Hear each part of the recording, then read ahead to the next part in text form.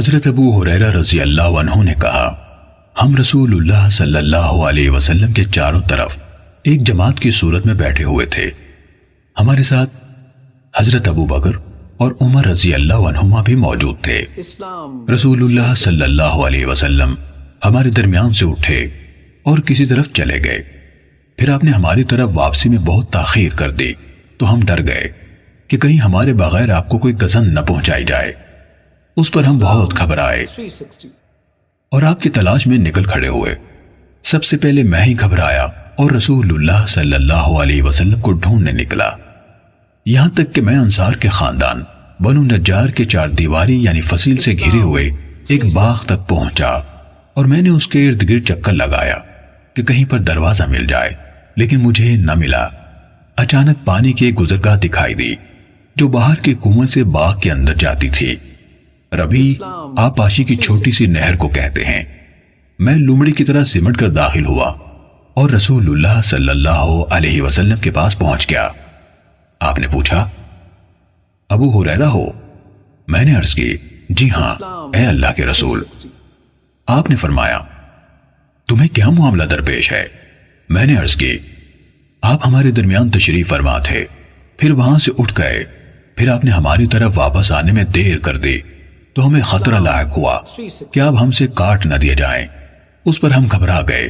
سب سے پہلے میں گھبرا کر نکلا تو اس باغ تک پہنچا اور اس طرح سمٹ کر اندر گھس آیا ہوں جس طرح لومڑی سمٹ کر گھستی ہے، اور یہ دوسرے لوگ میرے پیچھے آ رہے ہیں۔ تب آپ صلی اللہ علیہ وسلم نے فرمایا، اے ابو ہریرہ، اور مجھے اپنے نالین یعنی جوتے عطا کیے اور ارشاد فرمایا، میرے یہ جوتے لے جاؤ، اور اس چار دیواری کی دوسری طرف تمہیں جو بھی ایسا آدمی ملے جو دل کے پورے یقین کے ساتھ لا الہ الا اللہ کی شہادت دیتا ہو، اسے جنت کی خوشخبری سنا دو۔ سب سے پہلے میری ملاقات عمر بن خطاب رضی اللہ عنہ سے ہوئی۔ انہوں نے کہا، ابو ہریرہ، تمہارے ہاتھ میں یہ جوتے کیسے ہیں؟ میں نے کہا، یہ رسول اللہ صلی اللہ علیہ وسلم کے نالین مبارک ہیں۔ آپ نے مجھے یہ نالین یعنی جوتے دے کر بھیجا ہے کہ جس کسی کو ملوں جو دل کے یقین کے ساتھ لا الہ الا اللہ کی شہادت دیتا ہو، اسے جنت کی بشارت دے دوں۔ عمر رضی اللہ عنہ نے میرے سینے پر اپنے ہاتھ سے ایک ضرب لگائی جس سے میں اپنی سرینوں کے بل گر پڑا، اور انہوں نے کہا، اے ابو ہریرہ، پیچھے لوٹو۔ میں رسول اللہ صلی اللہ علیہ وسلم کے پاس اس عالم میں واپس آیا کہ مجھے رونا آ رہا تھا، اور عمر رضی اللہ عنہ میرے پیچھے لگ کر چلتے آئے تو اچانک میرے عقب سے نمودار ہو گئے۔